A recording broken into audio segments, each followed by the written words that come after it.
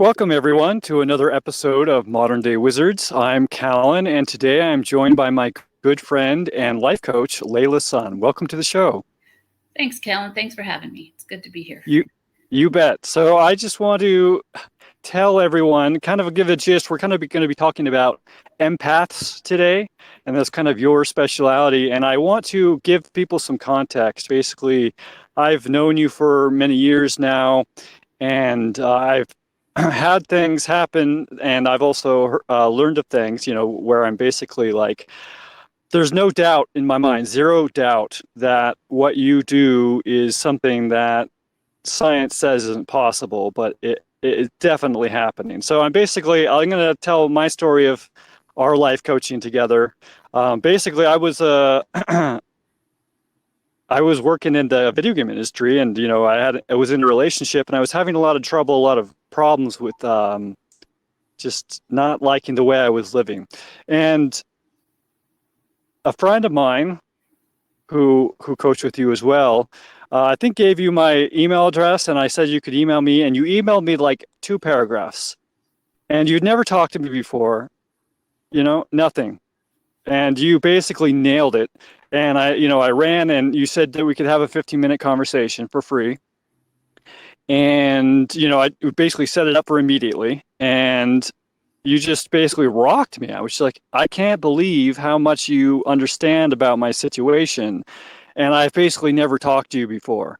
And basically the entire time we coached, I think we ended up coaching for over a year. And it was like maybe a monthly or every 2 weeks or something. And I just knew every time before every session that it would be such a good session, so useful to me. And there was just no doubt in my mind. And it always was. And I've had lots of life coaches, and even some of the best in the world. And you are by far better than any of them. So, and I also want to tell people one more story. I recommended you to a friend of mine, and he was like living out in a van down by the river in the middle of nowhere, and talking to you on the phone, and you said, is there someone near you right now, suddenly in the middle of a conversation, that wishes you harm? And he's like, no, he's just sitting in his van, in the middle of nowhere. And you're like, well, I kind of got a feeling that there is. And so he gets out of his van and looks around, and there's this guy on the road a little ways away, just sitting there, staring at his campsite. And this is a guy that he had some history with who didn't like him. And so it's just like, how the heck did you know that? So this is my question to you, Leila. How the heck did you know that? Thank you, Cahlen, for sharing. I'm sitting here smiling and laughing, and it's bringing back a lot of really sweet memories.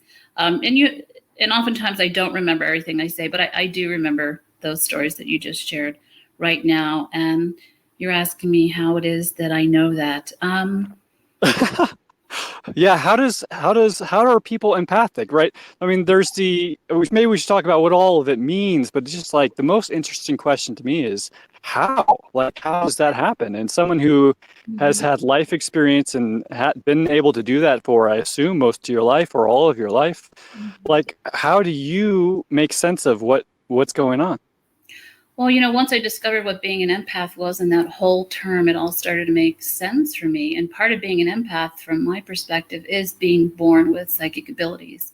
And one of my abilities is clairvoyance or claircognizance and clairsentience, which is just this inner knowing and this inner feeling about things. And when I get into a space, when I'm working with clients, this information just simply downloads and comes through very, very clearly. I can't explain it to you scientifically, but it is part of being an empath. And it's certainly happening. I mean, even if we can't explain it, there's no doubt that it's something that's happening. Well, I'm constantly throughout my day picking up information on people, places, and things. And so to become an empowered empath, I have to learn how to kind of not necessarily tune it out, but become aware of it and not let it impact me on a daily basis. That's one of the tricky things that empaths learn how to do. Yeah, so there's a certain number of people who are kind of born with these various empathic abilities. And, you can think of it as sort of a strength of a kind, but living in the world that we live in, it can also be a giant detriment. Yeah, one of the statistics that I read about empaths that really struck me was that the population only makes up approximately 20% of empaths. So that means if you're an empath and you're highly sensitive to the energy, thoughts, and feelings of people, places, and things around you, you're surrounded 80% of the time with people who do not, right? Mm-hmm. Yeah, and those people, do you think, is that,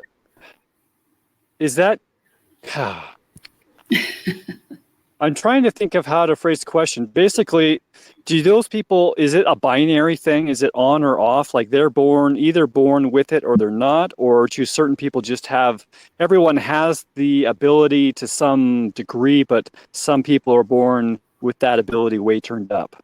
I think people are born with the ability way turned up, and that would be empaths. I believe all empaths are highly sensitive and are born with multiple intuitive gifts. I don't care for the word psychic, although it fits, but they're born with multiple clair abilities as well as mediumship, telepathy, etc., from a very, very young age. And so if they're not mentored, which they usually are not, they're usually born into a very dysfunctional family. Those gifts are put aside. Addictions tends to come into play, and they use drugs and alcohol to shut down the information, or they get labeled as depressed or manic or ADHD. And these are all kind of cover terms in my mind for people who are highly sensitive with abilities that they're unaware of, who are masking them, or other people have masked them for them. Am I making sense? Yeah, you're making sense. So I'm curious. You mentioned that 80% of the people generally do not have these abilities. So of course that's going to affect how much they believe you when you say that you can sense these things. And that can be a little bit of an annoyance, like this doubt in what you're saying, which you know is coming from a place of truth. But then there's like another aspect of like some of these people, and I would guess it's not the entire 80%, but some of these people are not only just bad energy, but actually are vampiric. You know what I mean? Absolutely. So empaths tend to attract their opposites, which would be, narcissists, sociopaths, psychopaths, etc. And these types definitely do tend to make up a large percentage of the 80%, I would say, in my experience and my clients' experiences. Mm-hmm. So what is someone who has fallen into, I mean, because in my experience too, I feel like I'm an empath. I would not say that you and I have the same situation empathically, but there's no doubt in my mind that there's some sense that I have which other people do not have, and it relates to other people, how well I can kind of understand where they're coming from. And so I think what might be helpful is, you can break down the different types of empaths. mm-hmm.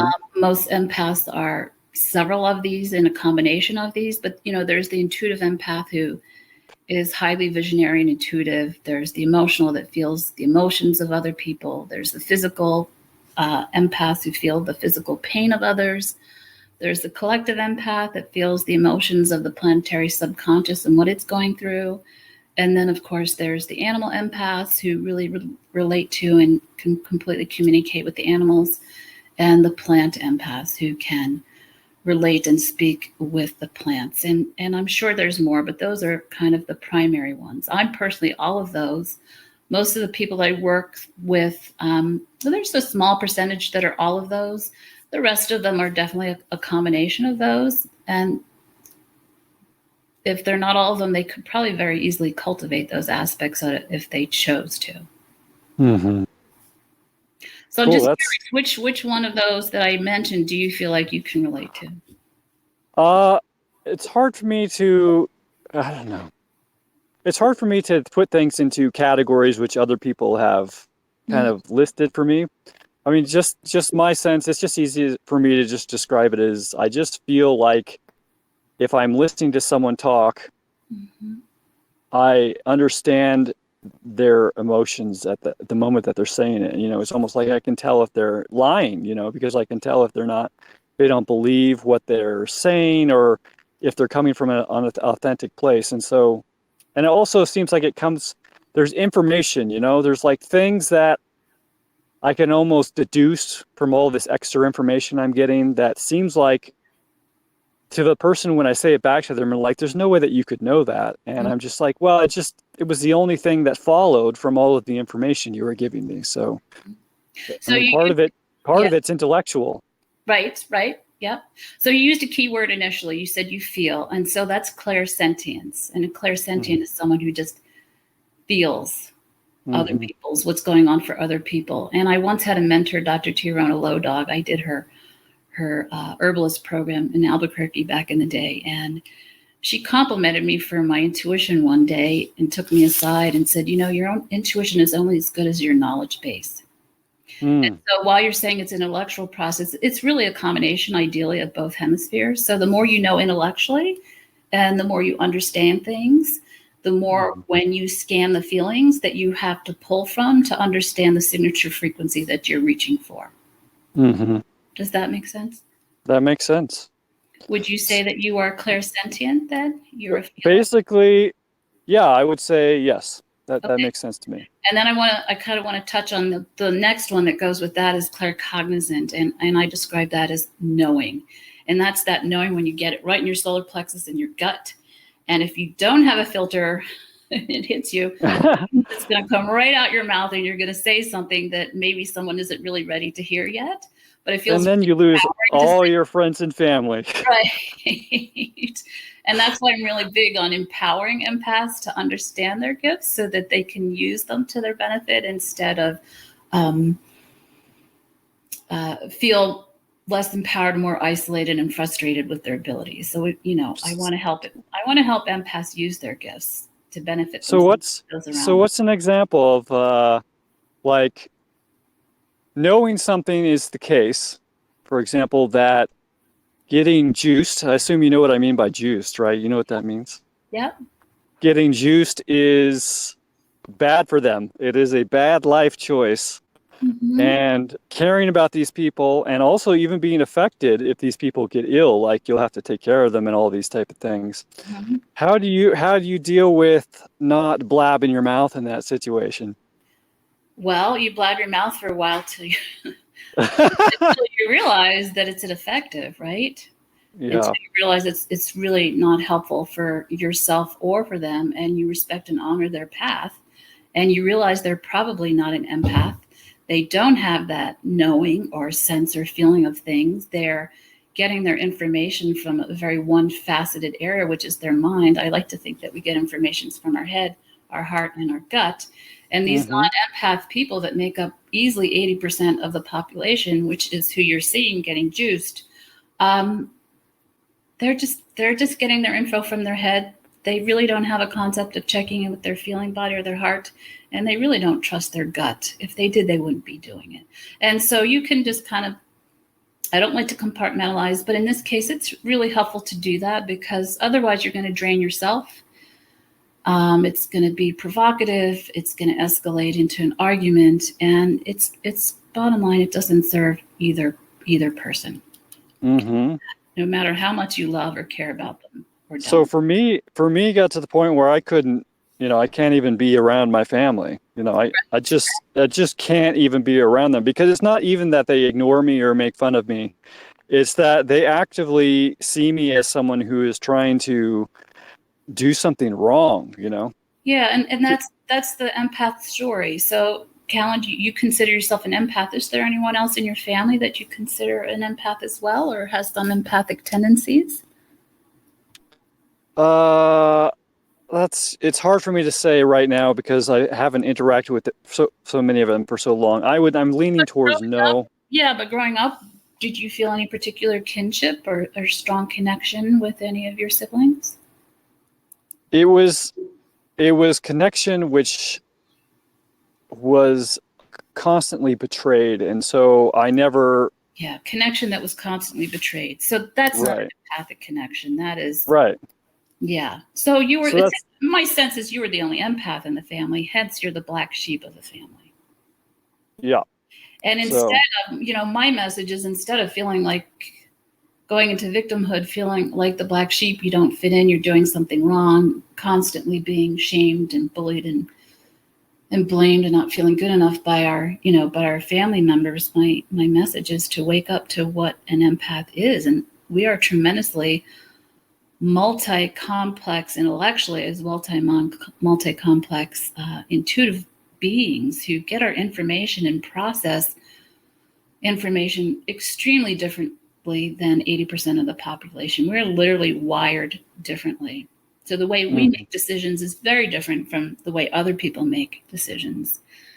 As such, since they are, the majority and we're the minority, we have to be really careful not to feel like we're not good enough or that there's something wrong with us, right? Yeah. And that seems like that solving that would largely be, meeting other people who are in the empathic group. But I'm curious what you think about the actual voluntary, intentional separation of yourself from like family or like people who are close friends. Do you think that that is something that is sometimes necessary? Absolutely. Because, in your experience, can you connect with them anymore? No, I mean, basically, it's completely fruitless. There's simply the obligation at that point. It's like, oh, society says you're supposed to hang out with these people. Exactly. And exactly. So I've had family members and children and friends all participate in this grand scheme. And Mm-hmm. it's been very painful, and it's been a long process of letting go and really having to understand they have their own process. And unless they reach out, there's really nothing I can do for them other than to really take care of myself. And Mm-hmm. that's found me. You can really only help those who reach out. Otherwise, you're just spinning your wheels and wasting your time. Yeah, And totally. have to have really strong boundaries. That's one of their biggest lessons, and that's why narcissists tend to come into their life, to help them with those boundaries. And not only to help them with their boundaries, but to rebuild their self-esteem and to help them fall in love with who they are. Because empaths are really incredible, unique, special beings here on this planet. That's a rough lesson to learn, though, having to go through a relationship, and many of these are long, decades-long relationships with children involved. That's Usually start traumatic. it usually starts with the parent or both parents in some cases. And then, of course, we're imprinted at a young age to be comfortable with that type of narcissistic abuse. And so we go on to manifest relationships in our lives that feel comfortable subconsciously until we wake up and say no more. And we begin to value who we really are and understand what an empath really means, and that it's not this horrible thing that the narcissists try to make it out to be. It's actually this incredible gift that we all have who are empaths. Now, you could be a narcissist, by the way, and have somewhat empathic, sensitive, and intuitive abilities, which is why empaths have a hard time discerning narcissist, but they don't have it to the depth that we do. Well, since I would say probably a decent proportion of the people listening are empaths, and also since a large number of those people tend to fall into at least have one big traumatic narcissistic partner in their life, and may be in it right now, what are some signs that people can look for to know if that's the case? Yeah, the first two red flags I always say is your partner able to say I'm sorry? And are they able to take responsibility for their actions? And are you able to bring closure to whatever conflict you might be having? So looking for those three things right there are huge. And also, if you're an empath and you think you might be in a relationship with a narcissist, look up the term gaslighting. Really important to understand what that term means, what it looks like, what it feels like, and to see if you're being gaslighted. If you're being gaslighted by your partner, you need to get out. So I'm curious, like I've heard various definitions of gaslighting. What would you call it?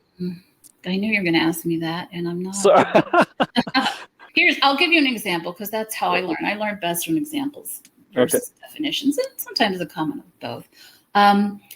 It's when, say, you and your partner are having a conflict and you're really clear about how you feel and what's going on, and you go in to have a meeting and sit down and talk with your partner, and you present your situation and your stance of what's going on. And this is a conversation that technically should take, 15 minutes to bring closure to. And you find it turning into an hour conversation and having to explain yourself and getting really quiet and realizing this person really doesn't understand what you're talking about, although they say they do. Their actions aren't acting like they are. Is that that feels like, yeah, it feels like kind of a framework for how gaslighting would be occurring, but that inside of that is basically the message you're receiving from them, which is that you're crazy. Exactly. You're crazy. What you're saying doesn't make any sense. You're nuts. You're illogical. And so you go in completely knowing, and you're logical and you understand everything, and you leave feeling completely disempowered, confused, scattered, and just unsure of yourself. Yeah. It's a classic. Yeah. It's classic. So, a lot of, I'm thinking sports, when you grow up playing sports, a lot of the sports coaches would kind of gaslight you, and a lot of people in authority figures, especially in the court system, will gaslight you.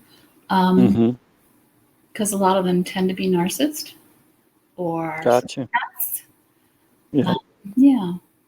So there are a lot of downsides to being an empath, but I would be interested to hear what you think, because I know you talk a lot about people using their empathic gifts to like have a career and this type of stuff. So what are the benefits, like in your own life or the other empaths that you work with, of being empathic and embracing that? Mm-hmm.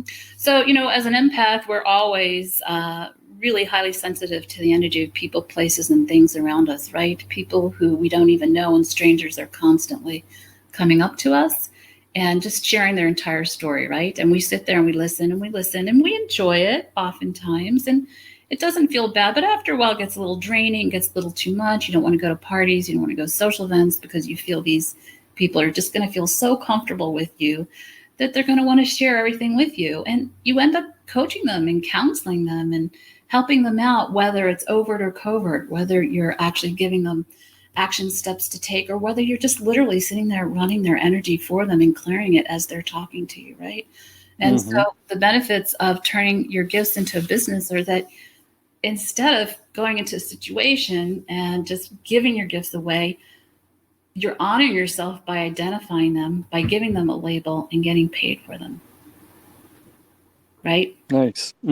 So it's really that simple. I spent my life doing this. I mean, everywhere I went, everyone talked to me. Everyone told their story. I would give them psychic readings right and left. They'd call me. Do you remember when you said blah, blah, blah? I'm like, no, I never got paid for any of it till I got tired of it. And I got tired of feeling like, poor me, I have these gifts. I don't know what to do with them. And then I finally mustered up the confidence to start using them and start getting paid for them. Oh, how joyful. What a joyful experience that is for both ends. For both, the energy exchange is equal. It's not lopsided anymore. We're owning our self-confidence. We're rebuilding our self-confidence through doing this, and we're offering them a service that they really need, and they're paying for it, and if you don't have any skin in the game, you're not as inclined to commit or really follow through with what that person is saying. That was the other piece too. I get really frustrated.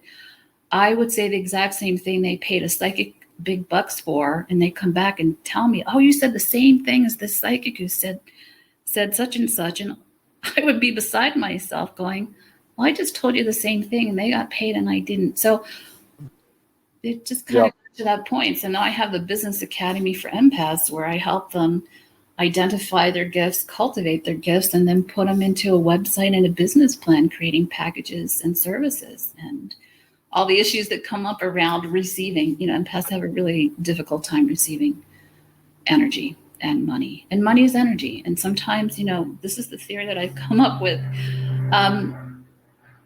Empaths get overstimulated pretty easily in their day-to-day lives. And even having money coming in, while it's joyful and wonderful, it's another form of energy which can be overstimulating for some, depending on how much it is and what's going on. Does that make sense? Yep, that makes sense. Mm-hmm. And it's not just the money energetically coming in, it's the energy of the person that they're going to be working with that's coming in, and they have to be in a space. They have to have space to coach that person. So, you know, in the chiropractic world, they talk about rack and stack them, how they just kind of get them in and out doing chiropractic.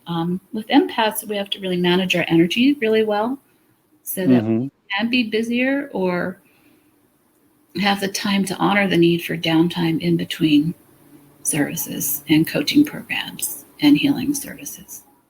Yep. Yeah, I totally get that. It's totally important to, like, when you are an empath, it's just a thing that people come, they come and talk to you, and they instantly feel comfortable with you, and they tell you things that you can't believe.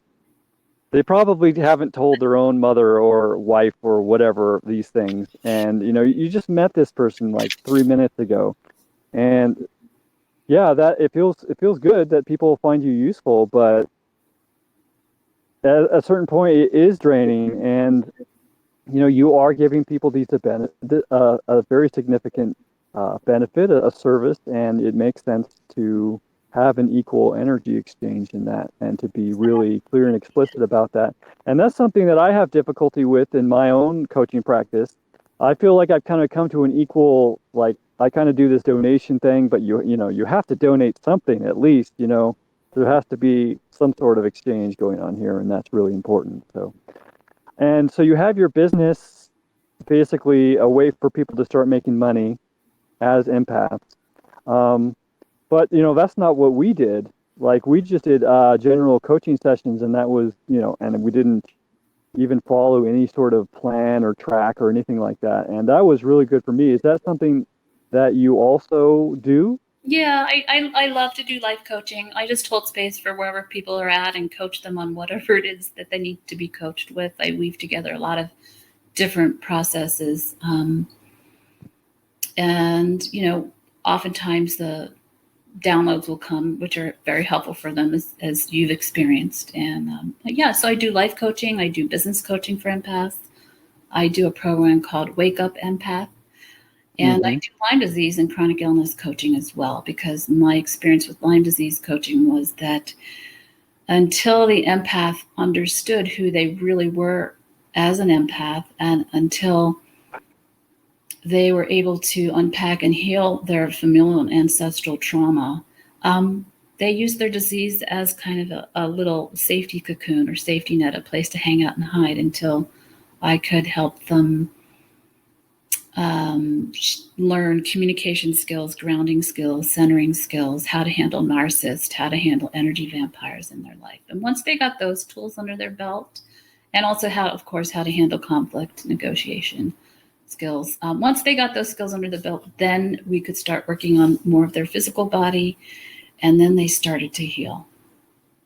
So I do a variety of programs. I've been doing a lot of spiritual house clearings right now in Boulder. I'm not sure what's going on, but I'm being called in to do some of those. I do those in person, which I love to do, and I do those remotely as well. So I can tune into your home, your land, and space. I can tell you what's going on. And I don't just tell you what's going on. I give you feng shui solutions as well, very practical things to do in your house to keep your space as clean as possible. We get into some of the ley lines and energetics that might be affecting your home or the land or even the community that's kind of near you that you're living in. So I kind of run the gamut here. Yeah, very cool. So there's definitely more ways to make a living than just coaching people if you're an empath. You know, she's basically like a land surveyor. I am. That's cool. Land surveillance. It's so much fun. I haven't done it in a while, and then I started getting calls, and you know, I get to step into a role that I haven't stepped into in a while, and I get to bring different tools and my drums and my chimes and my chants, and so I enjoy that. And I've been at the rock show in Denver, picking up some nice pieces as well. So stay tuned for that on my website, Cahlen, because I know Cahlen helps me out with my website.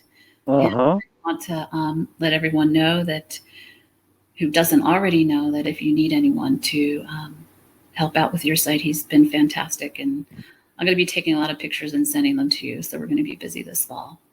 Just heads up, I'll be selling Cool. crystals, and not just crystals, but really important tools to ground, to clear, to help speak your truth. Really excited to show everyone what I have and what's available to use in their Sounds sweet. Empath. Yeah. And so that's your website, LeilaSun.com. Yep, but that's Leila, and it's SUN, just in case. Yep. Cool. Yeah, I think, I didn't design that exact website. I basically just updated and maintained it, but I think it's a really beautiful website. So, yeah, I recommend people check it out. You post videos, or basically podcasts every once in a while. And, you have made some in the past, but I think you are also planning on perhaps starting a more regular podcast. How are you feeling about that? So, yeah, I will be starting the podcast coming up. You're going to be helping with that and my store. So in the next coming weeks, things should be rolling. Sweet. Sounds good. And well, thanks for coming. The other things I really wanted to talk about, and I don't know where we are with time, but I guess what I really want to say is, during these times that we're heading into in the next month to 6 months to 2 years, if you're an empath in the world, so important right now for you to get really empowered, to know how to ground, to know how to center, to practice meditation, to become mindful, to know how to set boundaries with energy vampires, to cleanse your energy field, right? Yeah. To unhook from the collective field, to really know how to manage and care for your nervous system is absolutely fundamental for you right now with these times coming up, especially if you have family, if you have kids around you, or if you have any unhealthy relationships around you. Super important to know how to do all of these things, or you're going to really flounder. If you think you're floundering now, time to really up your game. Yeah, I hear you. And I think there's going to be great benefit to being an empath in the next couple of years, like survival benefit even. But, that's only, for me, it's only because I feel like I have sort of come to peace with all of this stuff and I know how to protect myself. So if those of you who don't yet know how to do that, it's not too hard to learn it, but it is important. So, yeah, I echo you. Yeah, you've come a long way in your empath journey. You've really honored and embraced it in a beautiful, beautiful way, Cahlen. I just want to witness for you and say your growth has been stupendous. You've really honored your intuitive knowing. You've really moved forward and followed and trusted, doing what you needed to do to make you happy and to follow your own path. And look where it's gotten you. I mean, super impressive. Yep. And I honestly can say that I was thinking about this earlier today. I was just like going through like our journey together in my mind. I'm like, wow, if she hadn't come around, I don't know if I would have ever got out of this trap that I was in. And so, I am incredibly grateful to you for being a part of that. I'm honored, and it's a privilege, and it's my passion, and it's what I love doing. So, and it just warms my heart to hear you say that. Thank you, Cahlen. I have chills. It's so nice to hear, and I'm so glad we're doing this. This is beautiful. I love it. Yeah, and thank you as well. So, all right. So check her out at leilasun.com, and I hope that we get the chance to do this again soon, Leila. Yeah, I would love to. Let's definitely talk about it. Absolutely. Namaste, everybody. Thank you so much. Have a beautiful day. Yeah. Manage your nervous system. Take care of yourself well. Blessings. Bye-bye. Bye-bye.